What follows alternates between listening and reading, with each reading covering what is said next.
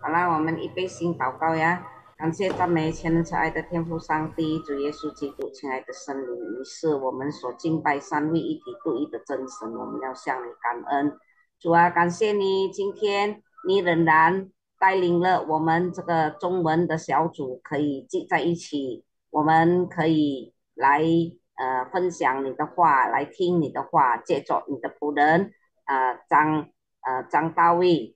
主啊，我们再一次向你感恩，感谢你，你借着他的口，让你的话语好像流通的管子流出来，让我们每一个人都有好的心田来领受你的话。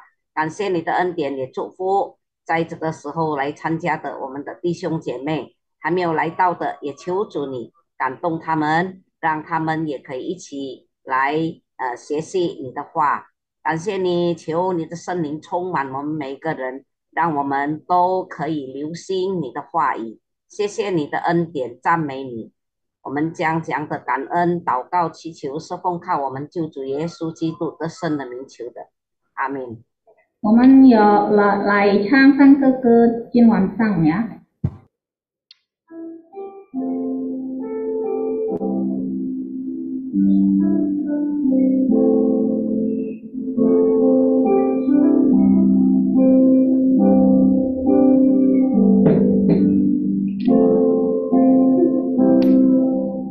灵魂和我赞美你的声音，像地。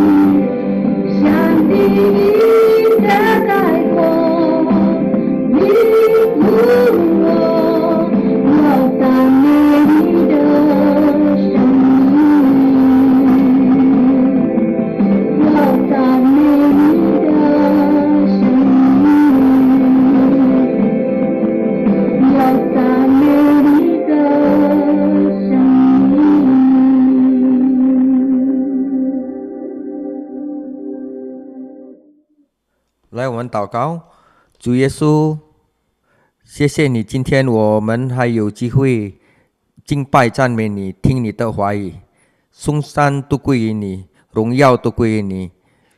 求你的圣灵保护我们的心，保护我的嘴，保护我们的全部的心，来真正的敬拜你。谢谢你，主耶稣。奉主耶稣的名求我们祷告，阿门。OK， Shalom。今天的题目就是领导，这个题目是非常重要。Jadi topik hari ini penting dan dapat diaplikasikan di semua jenjang masyarakat, di keluarga bisa, di gereja bisa, di pekerjaan juga bisa. Dan tidak ada batas umur waktu.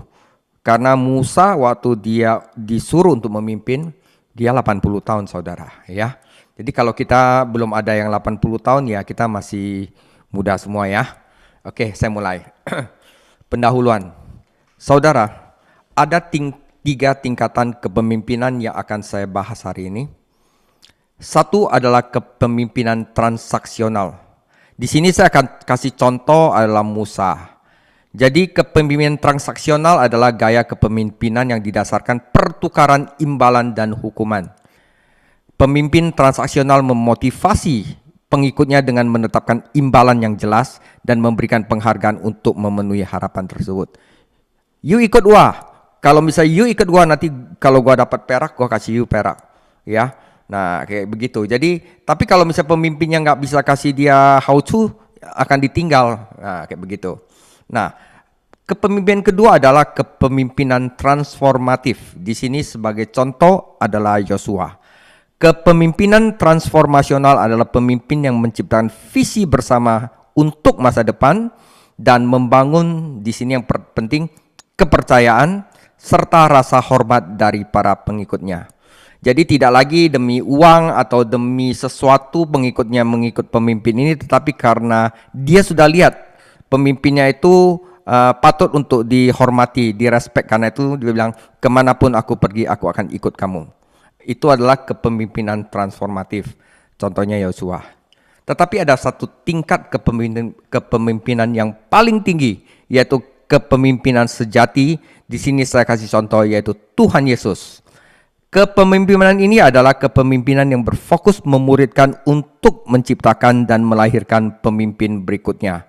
Atau kita katakan leader create leader. Oke.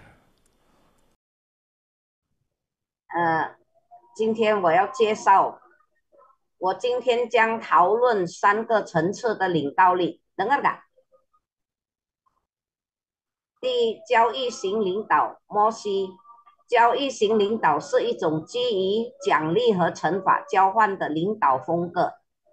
交易型领导者通过设定明确的奖励，并为满足这些期望提供奖励来激励追随者。第二，变形格领导，约书亚。变形格领导是指未来创造共同愿景并赢得追随者信任和尊重的领导者。第三，真正的领导力，主耶稣。这种领导力是专注于让门徒创造并诞生下一个领导者的领导力。领导者创造了领导者。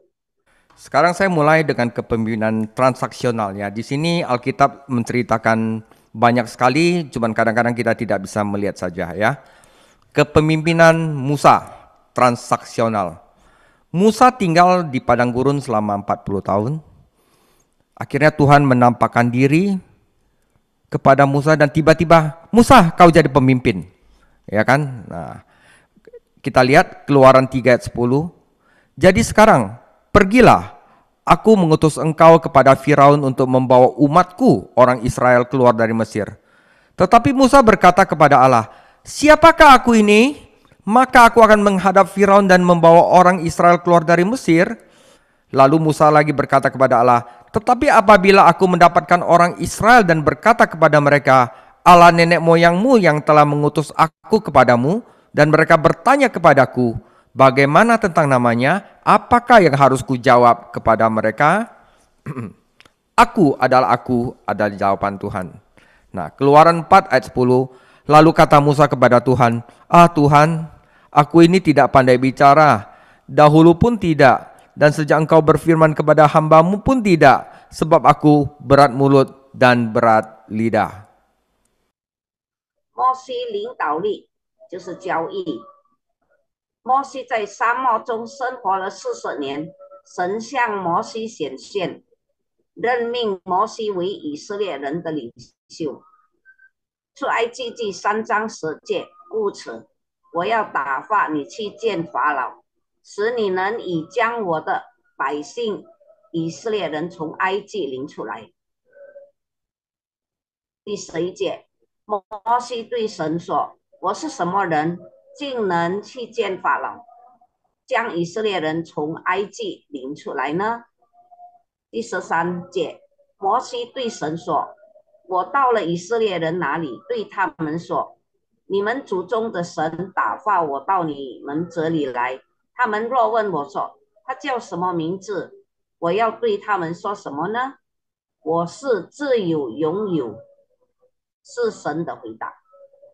出埃及记4章10节，摩西对耶和华说：“主啊，我素日不是能言的人，就是从你对弟兄说话以后也是这样。我是我本是拙口笨舌的。” Keluaran 4 ayat 11-14, tetapi Tuhan berfirman kepadanya, siapakah yang membuat lidah manusia? Siapakah yang membuat orang bisu atau tuli? Membuat orang melihat atau buta? Bukankah aku yakni Tuhan? Oleh sebab itu, pergilah, aku menyertai lidahmu dan mengajar engkau apa yang harus kau katakan. Tetapi Musa tetap menolak Tuhan. Tetapi Musa berkata, Tuhan, utuslah kiranya siapa saja yang patut kau utus. Maka bangkitlah murka Tuhan terhadap Musa. Akhirnya Musa bohot ya. Musa menyerahkan dirinya pada panggilan Tuhan untuk memimpin setelah mendapat teguran keras karena mengkritik lidah terbata-bata yang diberikan Tuhan kepadanya. Jadi di Keluaran 4 adalah kali terakhir Musa menolak panggilannya untuk memimpin. Saudara, perhatikan, Musa itu jadi pemimpin karena ditunjuk Tuhan untuk memimpin. Dan dia muncul tiba-tiba di hadapan bangsa Israel dengan posisi pemimpin. Musa memulai kepemimpinannya dengan kepemimpinan transaksional. Oke. 出埃及记第4章11到14节，出埃及记4章11节，耶和华对他说：“谁造人的口呢？谁使人口哑、耳聋、目明、眼瞎呢？岂不是我耶和华吗？”第12节，现在就去吧，我必赐你口才，只叫你所说的话。第13节，摩西说：“主意啊，你愿意打发谁就打发谁去吧。”耶和华向摩西发怒说：“摩西因此批评神赐予他的结巴舌头而受到严厉斥责。之后他顺从了神对他的呼召。”出埃及记第4章是摩西最后一次机械领导的呼召。摩西被上帝任命为领导者，他以领导地位出现在以色列人面前。穆萨从交易型领导开始了他的领导生涯。 Jadi saudara lihat ya, kepemimpinan transaksional gini. Pemimpinnya bisa berikan mereka berkat atau harta, mereka dijadiin pemimpin. Pemimpinnya tidak bisa memberikan mereka sesuatu, mereka menggerutu. Nah, di sini adalah di mana orang-orang Israel menggerutu terhadap Musa. Saya berikan 3 contoh di Mara, di padang gurun Sin, dan di Masa dan Meribah. Di Mara, Keluaran 15:24. Lalu bersungut-sungutlah bangsa itu kepada Musa, kata mereka, apakah yang akan kami minum? Wah, Musa jadi pemimpin, jadi dia sedih. Musa berseru-seru kepada Tuhan dan Tuhan menunjukkan kepada sepotong kayu. Musa melemparkan kayu itu ke dalam air, lalu air itu menjadi manis. Dia itu di Keluaran 16 di padang gurun Sin. Di padang gurun itu bersungut-sungutlah segenap jemaat Israel kepada Musa dan Harun dan berkata kepada mereka, kalau aja kami tadi mati di tanah Mesir oleh tangan Tuhan, ketika kami duduk menghadapi kuali berisi daging dan makan roti sampai kenyang. Sebab kamu membawa kami keluar ke padang gurun ini untuk membunuh seluruh jemaat ini dengan kelaparan. Pemimpin dikomplain, saudara. Nah, yang ketiga di Masa dan Meribah, Keluaran 17 ayat 2. Jadilah mulailah mereka bertengkar dengan Musa. Kata mereka, berikanlah air kepada kami supaya kami dapat minum. Tetapi Musa berkata kepada mereka, mengapakah kamu bertengkar dengan aku? Mengapakah kamu mencobai Tuhan? Hauslah bangsa itu akan air di sana. Bersungut-sungutlah bangsa itu kepada Musa dan berkata, mengapa pula engkau memimpin kami keluar dari Mesir untuk membunuh kami, anak-anak kami, dan ternak kami dengan kehausan. 就是以色列人对抗摩西的时刻，在马拉出埃及记15章24节，于是百姓向摩西发怨言说：“我们喝什么呢？”15章25节，摩西呼求耶和华，耶和华就指给他一块木头，摩西把木头扔在水里，然后水就变甜了。在罪的狂野，出埃及记16章第2节，在狂野，以色列全会众向摩西和亚伦发怨言。第16章第3节对他们说：“我们死在埃及地耶和华的手上。那时我们坐在肉锅前吃饼，这道吃饱，因为你们把我们领到这地狂野，使全会众都饿死。”在玛撒和米利巴，就是出埃及记17章第2节，于是他们与摩西争吵说：“给我们水喝吧。”摩西对他们说：“你们为什么与我争论？为什么试探耶和华呢？”第17章3节，那里的百姓口渴，百姓向摩西抱怨说：“你为什么领我们出埃及，让我们的孩子和牲畜都渴死呢？” Oke, jadi itulah contoh kepemimpinan transaksional. Bisa kasih sesuatu, mereka ikut pemimpin. Pemimpinnya tidak bisa memberikan sesuatu, mereka komplain. Nah, sekarang kita akan masuk ke dalam kepemimpinan kedua, yaitu kepemimpinan transformatif. Contohnya adalah Yosua. Keluaran 17 ayat 8, lalu datanglah orang Amalek dan berperang melawan orang Israel di Rafidin. Musa berkata kepada Yosua, pilihlah orang-orang bagi kita, lalu keluarlah berperang melawan orang-orang Amalek. Besok aku akan berdiri di puncak bukit itu dengan memegang tongkat Allah di tanganku. Lalu Yosua melakukan seperti apa yang dikatakan Musa kepadanya dan berperang melawan orang Amalek, tetapi Musa, Harun, dan Hur telah naik ke puncak bukit. Demikianlah Yosua mengalahkan Amalek dan rakyatnya dengan mata pedang. Nah, explanation-nya gini. Dalam konteks ini, Musa memerintahkan Yosua untuk memilih laki-laki dan pergi berperang melawan Amalek. Akhirnya Tuhan memberikan kemenangan kepada Yosua saat dia mengalahkan Amalek dan rakyatnya dengan ujung pedang. Dalam contoh yang pertama ini, Musa menceritakan rahasianya kepada Yosua dan mempercayakan kepemimpinan pasukan di bawah Yosua. 在出埃及记第17章第8到10节13节，这就是第二种的领袖。17章第8节，亚玛力人来到利非丁，与以色列人交战。第17章第9节，摩西对约书亚说：“你为我们选拔人出去与亚玛力人征战。明天我手里拿着神的杖，站在山顶上。”17章第10节，约书亚就照摩西吩咐他的去行，与亚玛力人征战。但摩西、亚伦和弗尔已经爬到山顶了。第17章13节，于是约书亚用刀杀了亚玛力人和他的百姓。在此种背景下，摩西命令约书亚选置人选，与亚玛力人作战。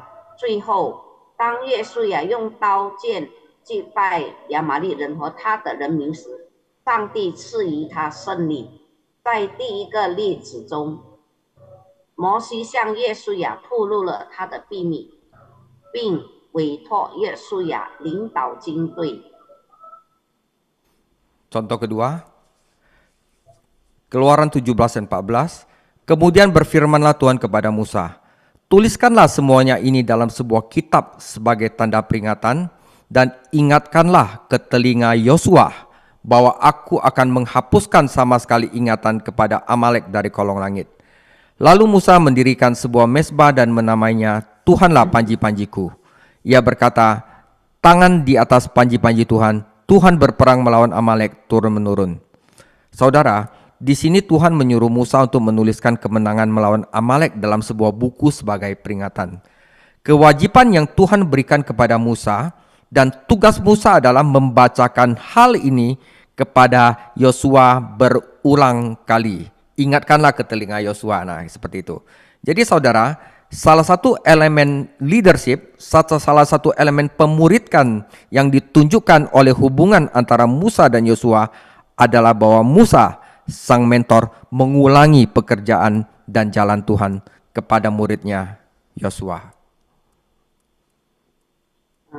这个是第二，出埃及记17章第14到16节，17章第14节，耶和华对摩西说：“你将这些话写在书上，作为警告的记号，警戒约书亚的耳朵，说：我要把亚玛力人从天下彻底灭绝。”第17章15节，摩西筑了一座坛，起名叫耶和华是我的旌旗。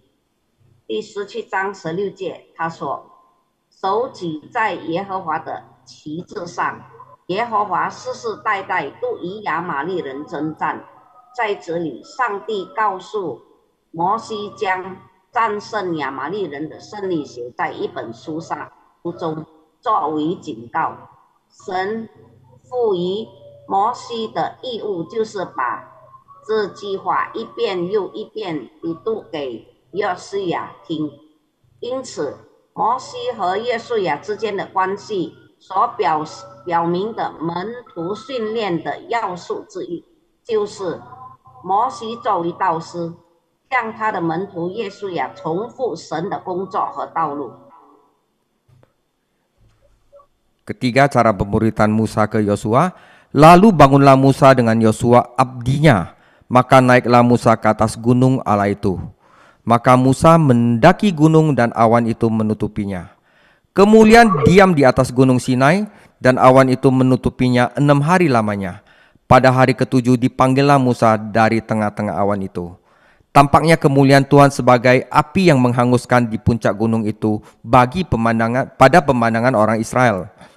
Masuklah Musa ke tengah-tengah awan itu dengan mendaki gunung itu, lalu tinggallah dia di atas gunung itu 40 hari dan 40 malam lama-lamanya.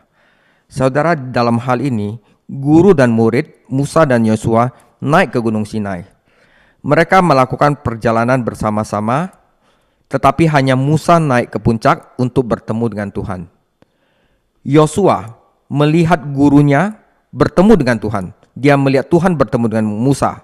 Yosua berpergian bersama Musa, berkomunikasi dengannya, berbicara dengannya, dan bahkan mendekati Tuhan bersamanya, setidaknya sampai pada tingkat tertentu. 第三，出埃及记24章第13到18节，24章13节，摩西和他仆人约书亚就起来。摩西上了神的山。第24章15节，摩西上了山，有云彩遮盖他。24章16节，耶和华的荣耀住在西乃山，云彩遮盖山6天，第7天，他从云中呼召摩西。24章17节，耶和华的荣光在山顶上向以色列人眼前显现，如同烈火。24章18节，摩西登山进入营中，然后他在山上待了40天40夜。摩西和约书亚登上了西乃山，他们一起旅行，但只有摩西登上山顶与上帝交流，也相通。约书亚看到上帝与摩西相遇，约书亚与摩西同行，与他交流，与他交谈，甚至与他一起亲近上帝，至少在某种程度上是这样。Oke. Nah, saudara, yang terakhir, dan Tuhan berbicara kepada Musa dengan berhadapan muka seperti seorang berbicara kepada temannya. Kemudian kembalilah ia ke perkemahan, tetapi abdinya Yosua bin Nun, seorang yang masih muda, tidaklah meninggalkan kemah itu. Wah, dia jaga kemah itu, tunggu gurunya, saudara. Nah, teks ini mengungkapkan bahwa Tuhan berbicara dengan Musa secara langsung seperti seorang teman berbicara dengan temannya, dan kemudian Musa kembali ke perkemahan orang Israel, dan Yosua bin Nun melayani dia di perkemahan. Ya saudara, ada profil menarik tentang Yosua yang terkandung dalam ayat 11 ini yang sederhana, bahwa Yosua adalah seorang hamba Musa, bantuan penolong. Yosua adalah seorang yang masih muda. Yosua adalah putra Nun.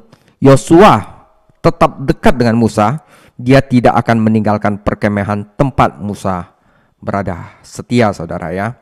Nah, 最后的出埃及记33章11节，33章11节，耶和华与摩西面对面说话，好像人与朋友说话一般。摩西转到云里去，唯有他的帮手，一个少年人嫩的儿子约书亚，不离开会幕。这段经文表明，神直接对摩西说话，就像朋友对他的朋友说话一样。然后，当摩西回到以色列人的营中时，嫩的儿子约书亚就侍奉他，并在营中侍奉他。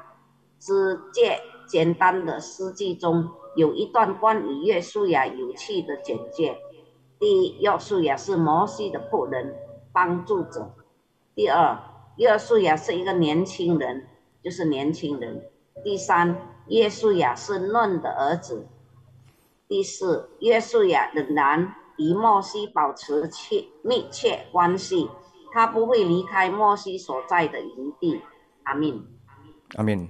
Nah saudara, kita lihat ya, memikirkan bahwa Yosua itu menghabiskan 40 tahun.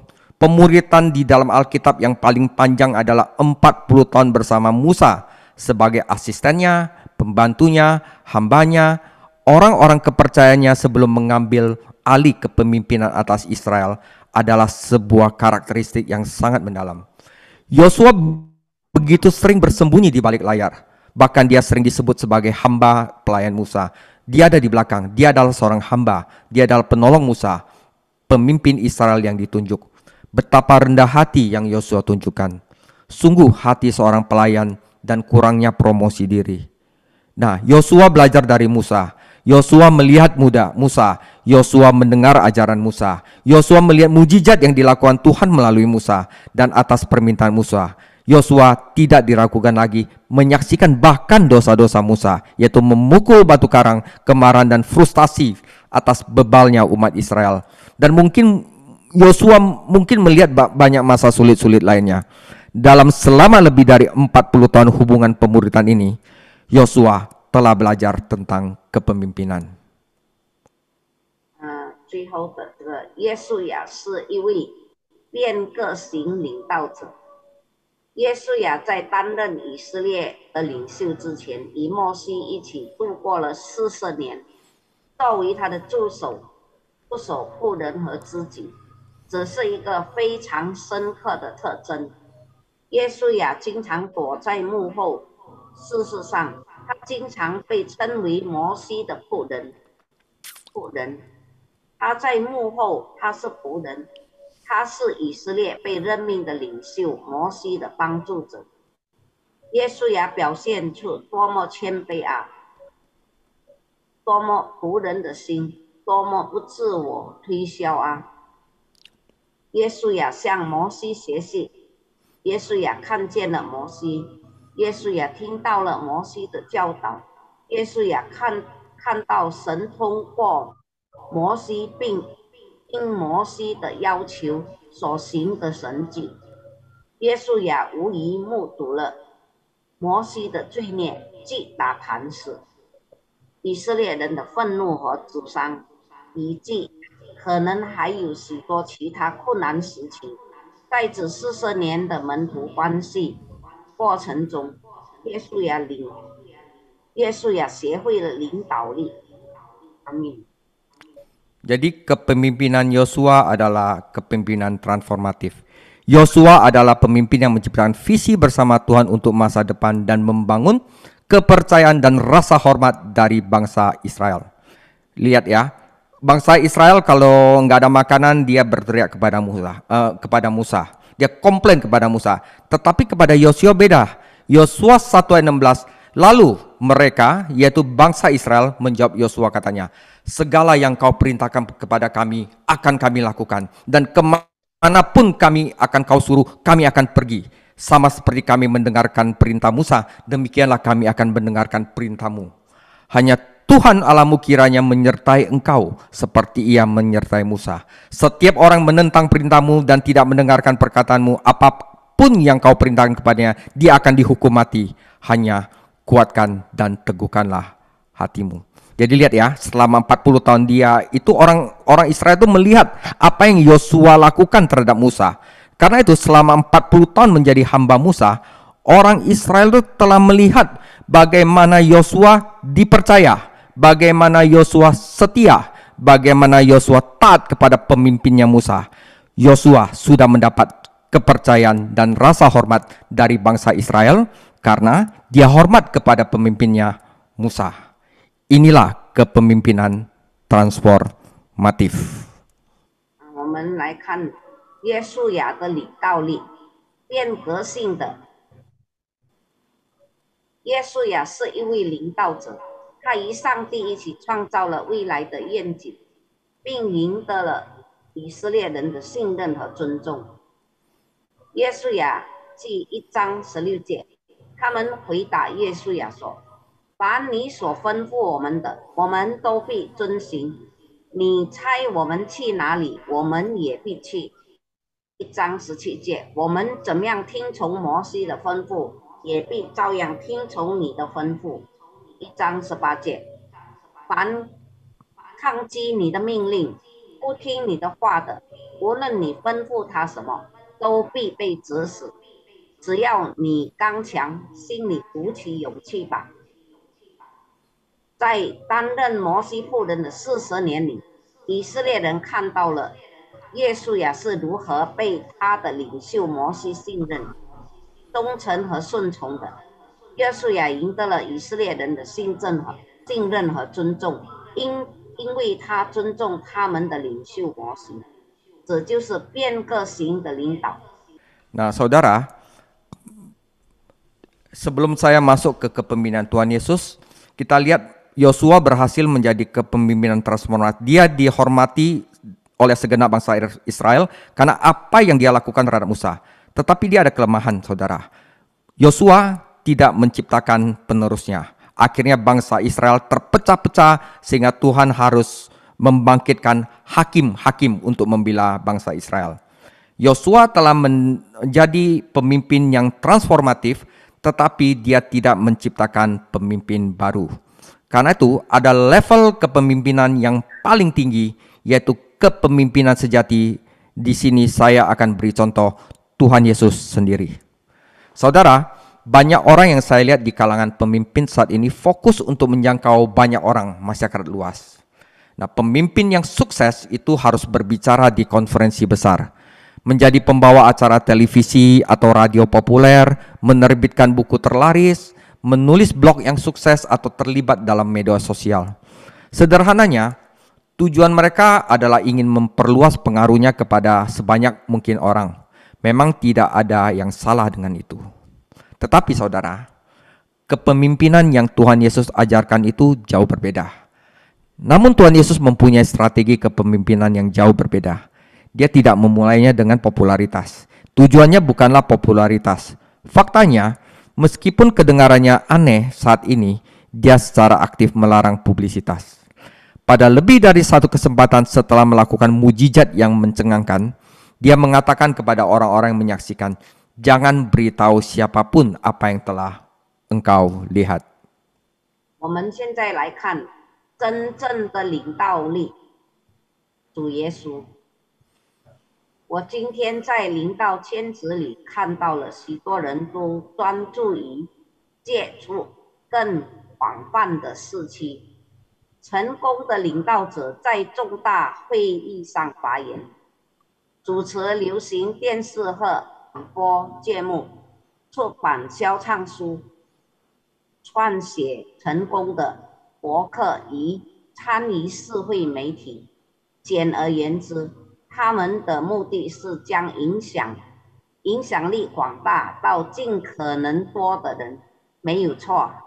但耶稣有一个截然不同的领导策略，他不是从哪里开始的，目标不是受欢迎。事实上，尽管今天听起来很奇怪，但他积极劝阻公众宣传。他不止一次地施行了惊人的神迹后，对目击者说：“不要告诉任何人你所看到的事情。” Kepemimpinan Yesus di sini jangan beritahu siapapun. Saya kasih contoh 5 ayat. Matius 8 ayat 4. Lalu Yesus berkata kepadanya, ingatlah, jangan engkau memberitahukan hal ini kepada siapapun, tetapi pergilah perlihatkan dirimu kepada imam dan persembahkanlah persembahan yang diperintahkan Musa sebagai bukti bagi mereka. Matius 16 ayat 20. Lalu Yesus melarang murid-muridnya supaya jangan memberitahukan kepada siapapun bahwa ia Mesias. Matius 17 ayat 9. Pada waktu mereka turun dari gunung setelah transfigurasi Yesus berpesan kepada mereka, jangan kamu ceritakan penglihatan ini kepada seorang pun sebelum anak manusia dibangkitkan dari antara orang mati.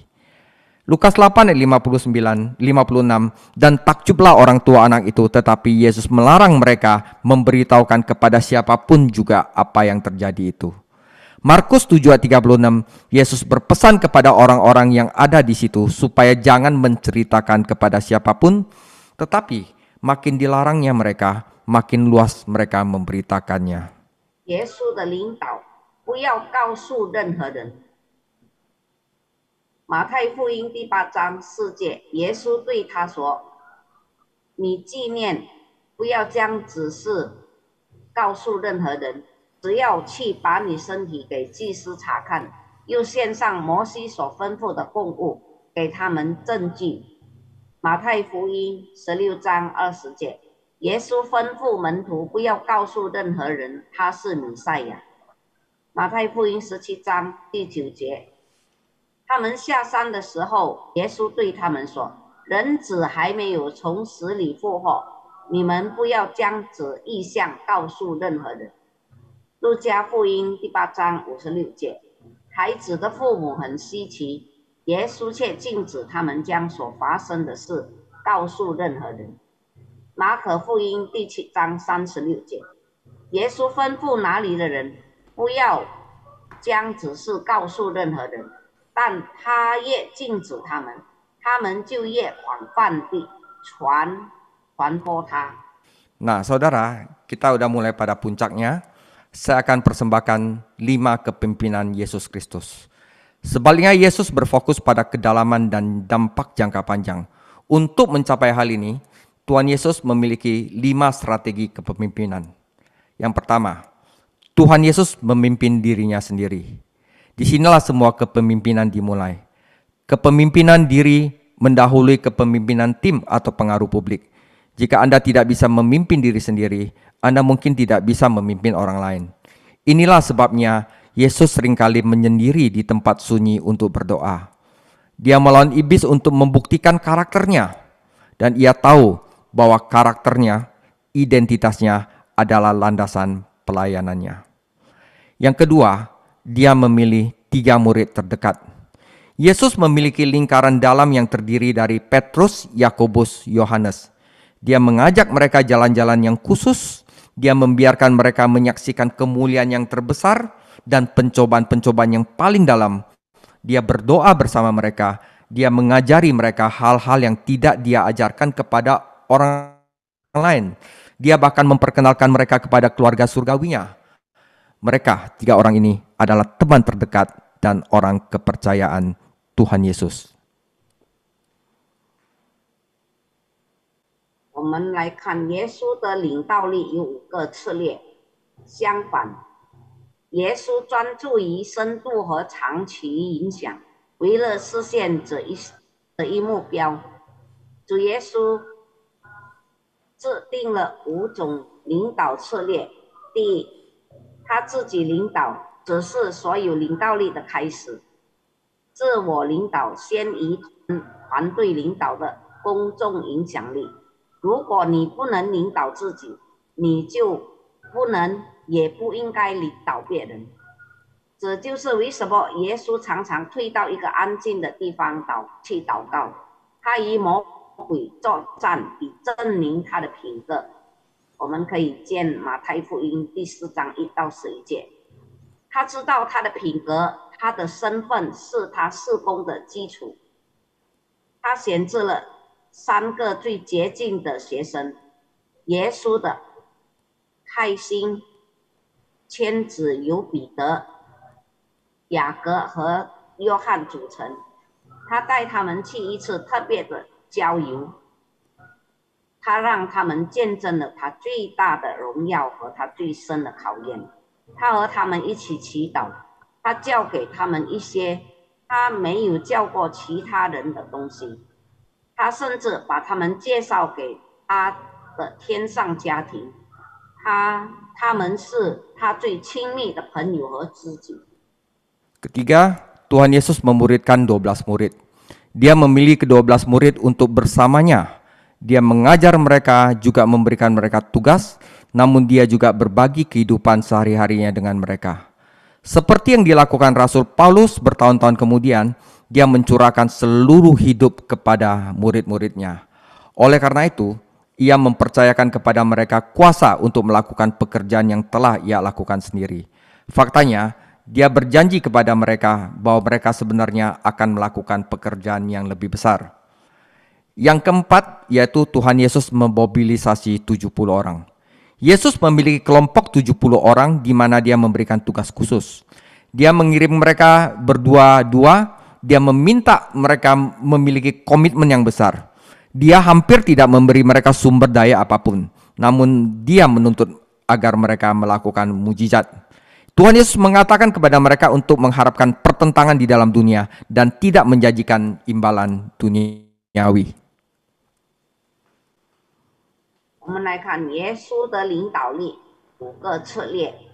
第3段，他门徒训练了12个门徒，他选择了12个门徒与他同在，他叫他们也给他们布置作业。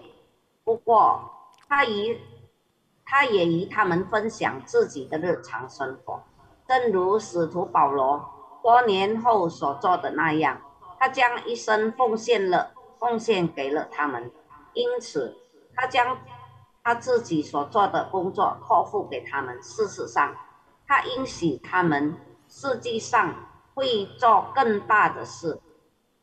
第4段，他动员了70人，耶稣有一个70人组的小组，他给他们分配了特殊的任务，他两个地派他们去，他要求做出重大承诺。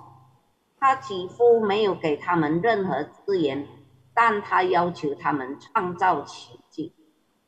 他告诉他们要做好反对的准备。我们可以见路加福音第10章1到12节，并且不要许诺任何地上的奖赏，也可以见路加福音第10章18到20节。Amin. Oke. Tetapi Yesus juga mengajar orang banyak. Yesus mempunyai pelayanan publik, dia sesekali berbicara kepada ribuan orang. Namun dia tidak menjadi penghibur kelompok-kelompok ini atau dengan menggelitik telinga mereka. Cara Yesus mengajar publik ini adalah dia melemparkan status quo, yaitu mengguncang kepekaan pendengarnya, bikin dia orang berpikir, saudara. Dan kadang-kadang sering mengajar dalam perumpamaan.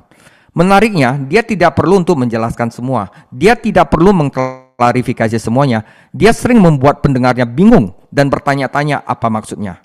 Tujuannya rupanya untuk mengubah paradigma mereka dan membuat mereka berpikir.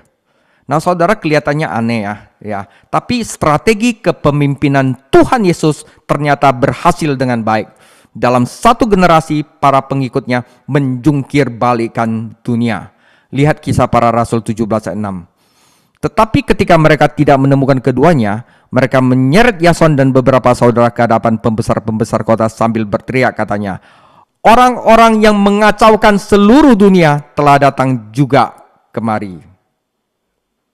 耶稣的领导力5个策略第5段，他教了很多人。耶稣有一个公开的事工，他偶尔会对数千人发表讲话，然而他并没有取悦这些群体，也没有逗他们的耳朵。他抛弃了现状，动摇了听众的情感，并经常用预言来教导。有趣的是，他觉得没有必要澄清一切，他经常让听众感到困惑，不明白他的意思。目标显然是改变他们的方式，并让他们思考。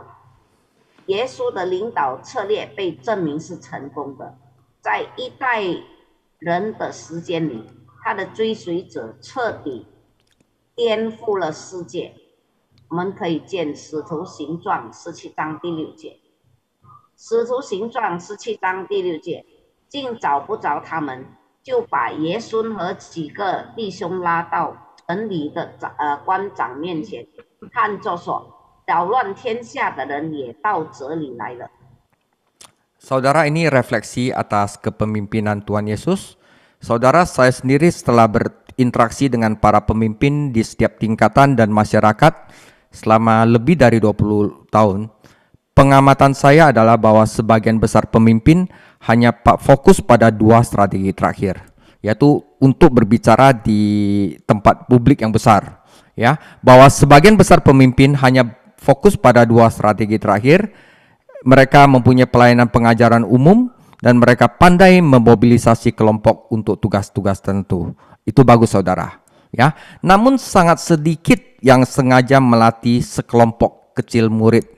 Bahkan lebih sedikit lagi yang membangun hubungan mendalam dengan segelintir orang-orang kepercayaan.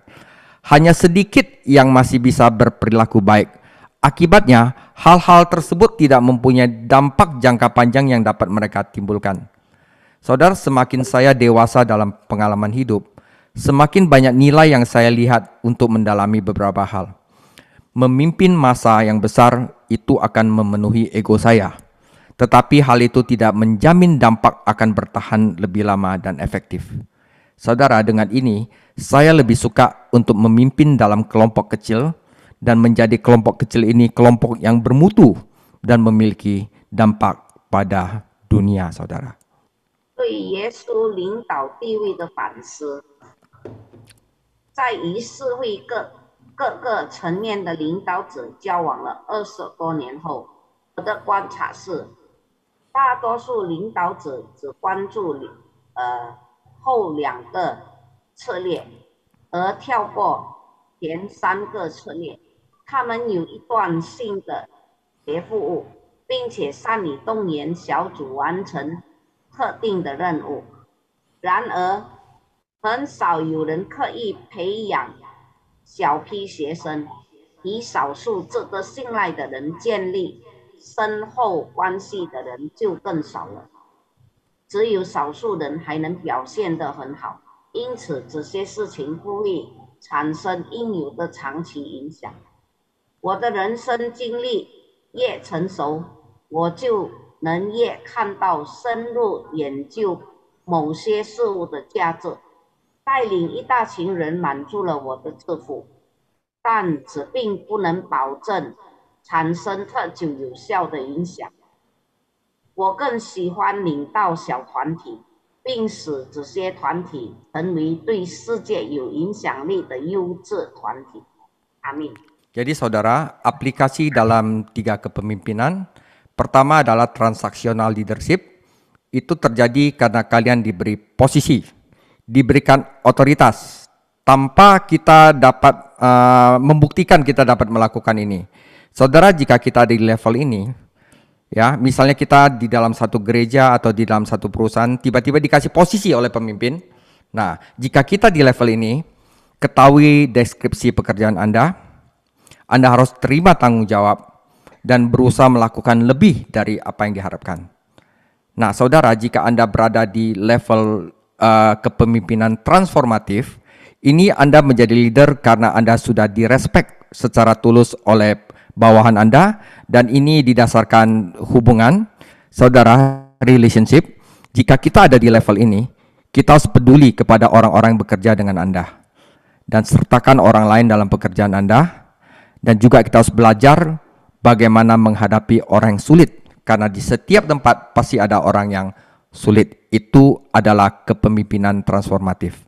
Tetapi jika kita ingin menjadi kepemimpinan seperti Tuhan Yesus, yaitu kepemimpinan sejati, kita dari respect, kita harus beralih kepada kesetiaan.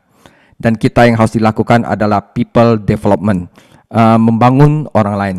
Jadi jika kita di level ini, kita harus perlengkapi para pemimpin kunci di bawah Anda.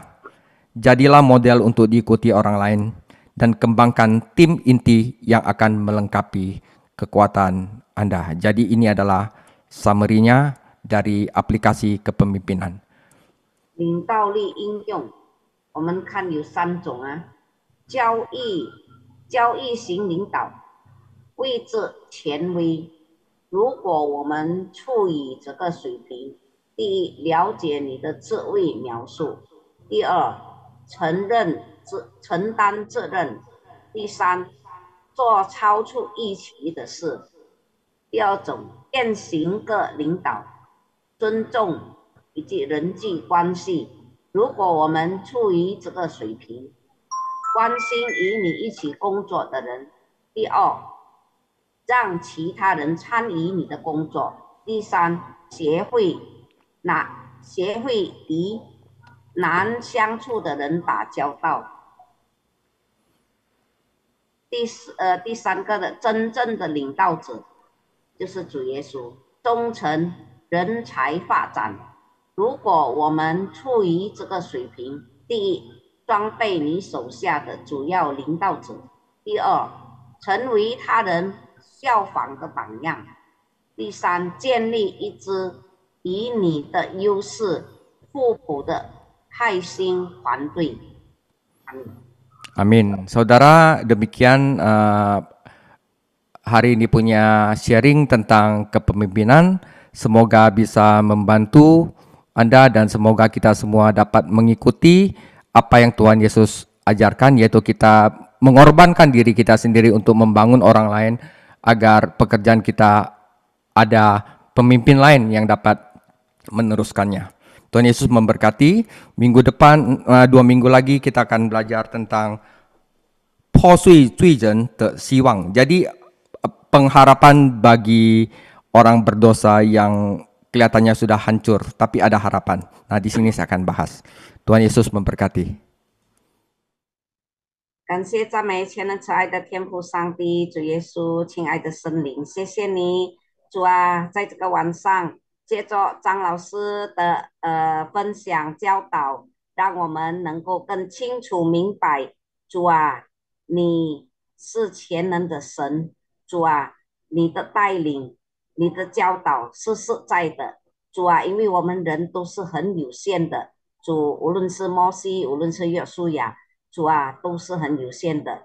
主，求你帮助，让我们可以成为你的门徒，而且可以教导更多的人来成为你的门徒。主啊，让你的名被高举，得着荣耀，让更多的人，主啊，能够认识你，能够侍奉你，让更多的人可以得着祝福。谢谢你，主耶稣，祝福我们的这个小组能够更增长，让每一个会中文的弟兄姐妹都可以来参加。也祝福我们的导师张老师，主祝福他，让他身心灵健康。主啊，谢谢你，祝福我们在这里的每一位弟兄姐妹，在晚上都可以有很好的睡眠。谢谢你，主耶稣，我们再一次将一切的感恩献上，是奉靠我们救主耶稣基督的圣的名求的，阿门。 Saudara-saudara, mari kita berterima berkat dari Tuhan Yesus.